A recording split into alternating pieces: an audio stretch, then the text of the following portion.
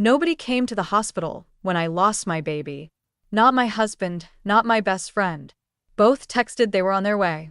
Later, I found a photo in their shared chat. The two of them in my house, wine glasses raised, smiling. That's when I understood. Pain you can survive. But betrayal changes everything. And now it was their turn to feel the world collapse beneath them. Rain hammered the ICU windows when the nurse told me it was over. 24 weeks. My daughter never took her first breath. I lay on the cold bed, phone in hand, and texted Brent. Please come.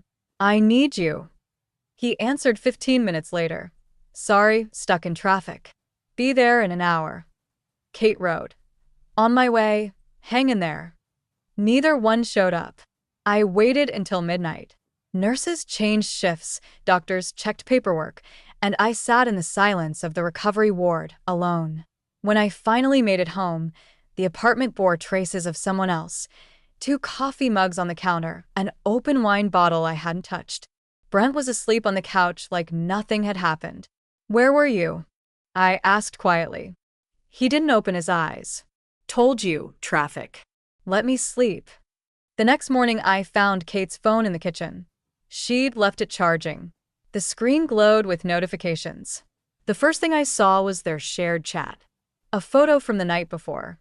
Both of them on my couch, clinking glasses. Her caption. Finally, just us. Our secret only. His reply. She'll never know. I didn't cry. Didn't scream. Just set the phone back and walked to the shower. Hot water streamed down my face while a plan began forming in my mind. Not revenge, justice. Cold, precise, final. I returned to work at the pharmacy 2 weeks later. Colleagues looked at me with sympathy, but I smiled. Kept calm. Brent and Kate both worked at the same construction contracting agency. He was senior project manager. She was project coordinator. Their affair had been going on for years, I discovered, scrolling through his old texts and hotel receipts. And lately, they'd been planning something bigger. In Brent's phone, I found correspondence with a lawyer about division of assets by mutual consent. About my inheritance from Grandma, the house on the Oregon coast. About how to expedite the divorce when she's vulnerable. They were waiting for me to break. For grief to make me weak.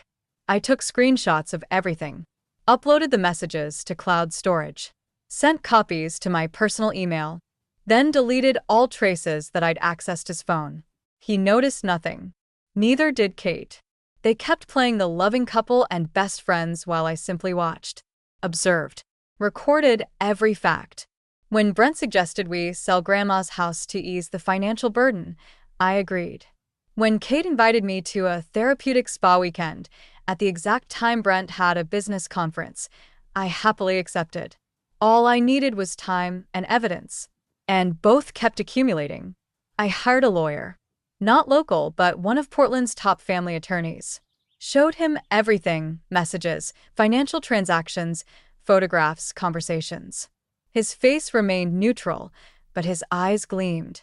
This is enough, he said.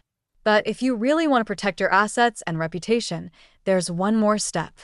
He suggested contacting their company's HR department. Turned out their relationship violated corporate policy. Brent was her direct supervisor.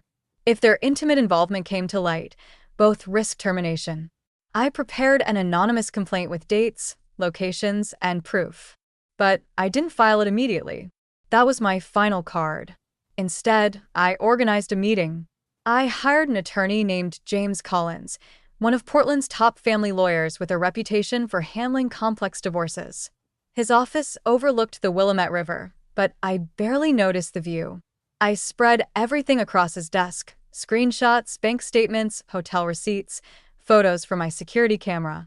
He reviewed each document methodically, his expression neutral except for a brief flicker in his eyes. He told me it was more than enough for a divorce settlement heavily in my favor. But then he mentioned something else. Their relationship violated company policy. Brent was Kate's direct supervisor. If the affair became public knowledge within their firm, both would face disciplinary action, possibly termination. I asked him what he recommended. He suggested filing an anonymous complaint with their HR department, complete with dates, locations, and documented proof of their relationship. But he added that timing mattered.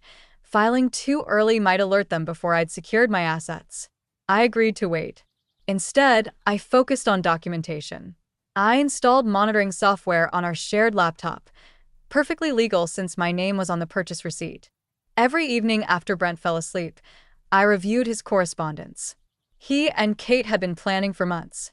They discussed selling my grandmother's house and splitting the proceeds. Kate mentioned wanting to move to Seattle together once the divorce finalized. Brent wrote about how my grief made me manageable and how they just needed to wait a little longer. Reading those words felt like swallowing glass, but I kept my face blank. At breakfast, I asked Brent about his day. He complained about work stress, mentioned a project deadline. I nodded sympathetically, refilled his coffee. He had no idea I'd read his text from the night before, where he told Kate he couldn't wait to be free of me. Kate called me one afternoon, her voice dripping with false concern. She wanted to check how I was doing, suggested we get lunch. I agreed immediately. We met at a cafe downtown, and she spent an hour performing empathy, touching my hand, asking about therapy, offering to help with anything I needed. She mentioned that Brent seemed stressed lately, wondered if I'd noticed. I told her he was fine, just busy with work. She nodded, satisfied. What she didn't know was that I was recording everything. Oregon was a one-party consent state. I could legally record our conversation without her knowledge. When she asked if I'd thought about simplifying my life, maybe selling some assets, I felt my jaw tighten. But I smiled and said I was considering it. That evening, I met with a real estate attorney and transferred my grandmother's house into a revocable living trust with me as the sole beneficiary. The paperwork took 3 days to process. Brent never questioned why I was meeting with lawyers. I told him I was handling my grandmother's estate, which was technically true. He seemed relieved I was finally dealing with it. The police report from the night they'd sent officers to my apartment remained in my files. I'd requested a copy, which documented that the wellness check found no cause for concern and that I appeared stable and rational. It was insurance against any future claims of instability. Everything was ready. My attorney had drafted the anonymous HR complaint, complete with documentation of Brent and Kate's relationship spanning 18 months. Bank records showed hotel stays on dates that matched their supposed work trips. Text messages contained explicit content and discussions about office decisions made while they were romantically involved. The complaint outlined how Kate received preferential project assignments, inflated performance reviews, and a promotion that other qualified candidates had been denied. James explained that once HR received the complaint, they would be legally obligated to investigate. The company's policy manual explicitly prohibited romantic relationships between supervisors and direct reports due to conflicts of interest and potential favoritism claims. Violation of this policy was grounds for immediate termination or reassignment, depending on severity. But I decided not to file the complaint yet. I wanted something more direct, more immediate. I wanted them to understand exactly what they'd done before their world collapsed around them. I sent them both a message suggesting we meet to discuss our future. Brent assumed I meant signing divorce papers. Kate thought I was finally ready to talk about my grief. I reserved a private conference room at their office building for Friday evening at 6, after most employees had left, but while the building remained open. I told Brent I'd hired a mediator to help us navigate the divorce smoothly. He seemed relieved, even eager. He mentioned he'd been meaning to suggest the same thing. I could hear the anticipation in his voice. He was already imagining freedom, imagining Kate, imagining my grandmother's house money divided and deposited into his account. Kate asked if I was sure I wanted to meet at their office. She suggested somewhere more neutral, like a cafe or restaurant. I insisted it would be more private, more professional. She eventually agreed, probably thinking she could maintain her performance as the caring friend more easily in a controlled environment. The night before the meeting, I couldn't sleep. Not from anxiety, but from a strange sense of clarity. For weeks I'd been operating on autopilot, collecting evidence, signing documents, maintaining my facade. Now, finally, everything would come together. I wasn't angry anymore. Anger was too hot, too chaotic. What I felt was colder, sharper. Precision.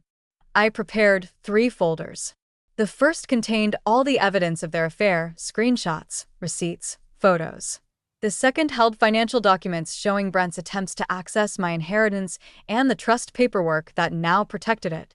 The third was the HR complaint, and signed, ready to be filed. Friday arrived. I dressed carefully, not for effect, but for confidence. I drove to their office building as the sun began its descent, painting the Portland skyline in shades of amber and gray. The parking garage was nearly empty. I took the elevator to the 7th floor, carrying my briefcase with the 3 folders inside.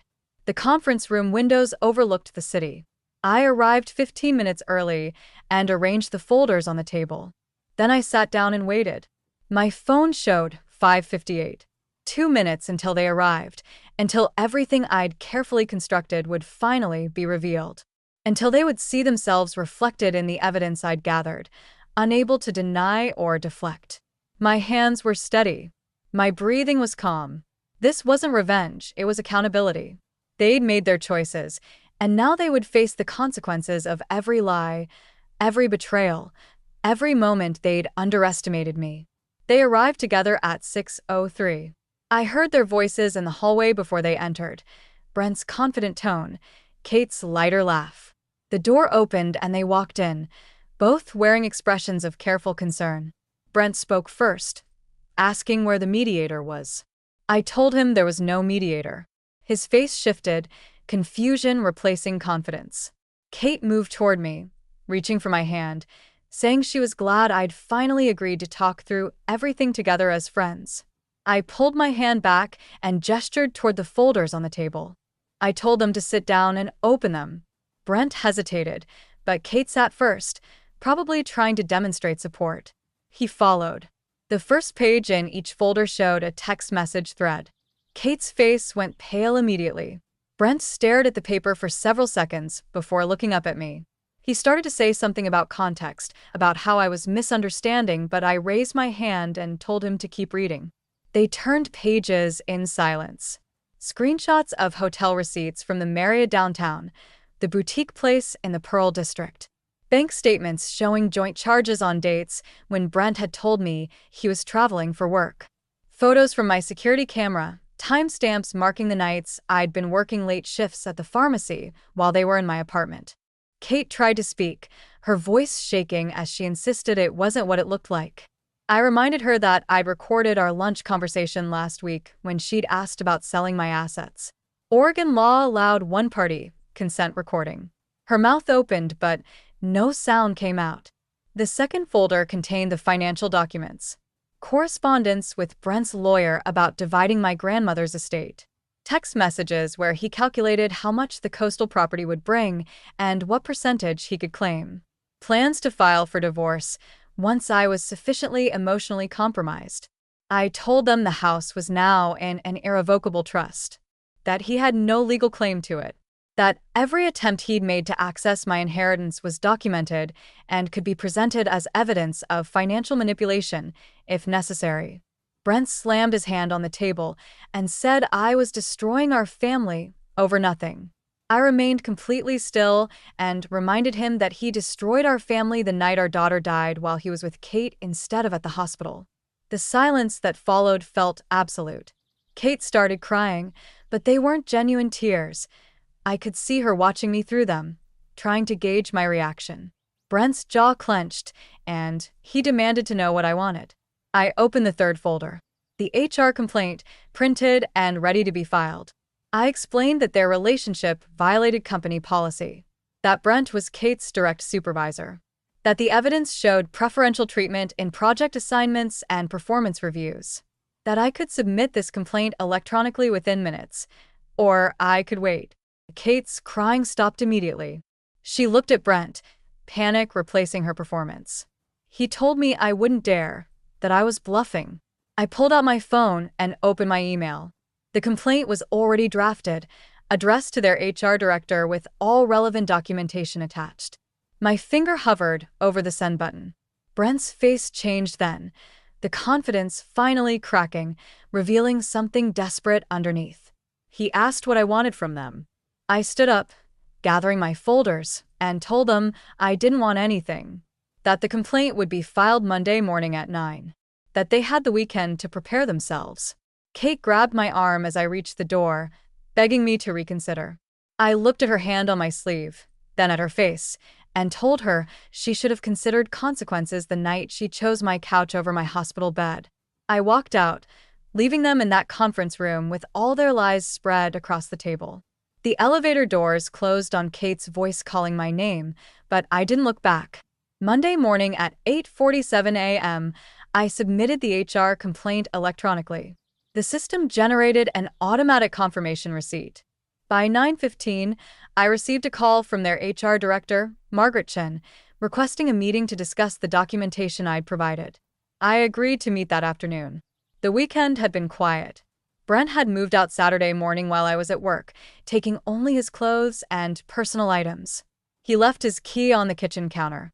No note, no explanation. Kate sent 17 text messages, first begging, then angry, finally resigned. I didn't respond to any of them. Margaret's office was professional and neutral. She thanked me for coming forward and explained that the company took such matters seriously. The investigation would begin immediately, and both employees would be placed on administrative leave, pending the outcome. She asked if I needed any support or counseling resources. I declined politely. The investigation lasted 11 days. HR interviewed colleagues who'd witnessed preferential treatment, reviewed project assignment records, and examined the timeline of Kate's promotion. Multiple employees came forward with concerns they'd previously been afraid to voice, about favoritism, about closed-door meetings, about decisions that didn't make sense unless viewed through the lens of their relationship. By the end of the second week, the results were clear. Brent was demoted to a junior project manager position in their satellite office 90 miles away. Kate was given the option to transfer to a different division or resign. She resigned. The company updated its conflict of interest policies and mandated training for all supervisors. Word spread quickly in their industry. Portland's construction management community was smaller than people realized. When Kate applied for positions at competing firms, references were checked. Questions were asked. Her name became associated with unprofessionalism and ethical violations. Brent's career trajectory stalled completely. The demotion marked his file permanently. I filed for divorce 3 weeks after the HR complaint. The proceedings were straightforward. With my grandmother's house protected in trust and clear documentation of his attempted financial manipulation, my attorney negotiated a clean separation. Brent kept his retirement account and his car. I kept everything else. He didn't contest it. 6 months later, autumn settled over Portland. I'd taken a position at a hospital pharmacy closer to the coast, near my grandmother's house. The commute was longer, but the ocean air felt restorative. I'd started therapy, not to process revenge, but to process grief, the loss of my daughter, the loss of the life I'd thought I was building. My therapist asked if I regretted how I'd handled everything. I considered the question carefully. What I'd done wasn't about punishment, it was about accountability. They'd made choices, and those choices had consequences. I hadn't fabricated evidence or lied. I'd simply stopped protecting them from the truth. On weekends, I walked along the beach near my grandmother's house. The property she'd left me represented more than financial security. It represented her belief that I deserved something permanent, something that couldn't be taken away. Protecting it had been protecting her legacy and my own future. I never heard from Kate again. Brent sent one email 6 months after the divorce finalized, asking if we could talk. I deleted it without responding. There was nothing left to say. They'd had countless opportunities to be honest, to choose differently. They'd chosen themselves, and now they lived with that choice. The ocean continued its rhythm against the shore. Waves came and went, constant and indifferent. I found peace not in their downfall, but in my own freedom. Freedom from lies, from manipulation, from people who saw my love as something to exploit. I'd learned that strength isn't always loud. Sometimes it's the quiet decision to stop accepting less than you deserve and the courage to ensure others face the consequences of their actions.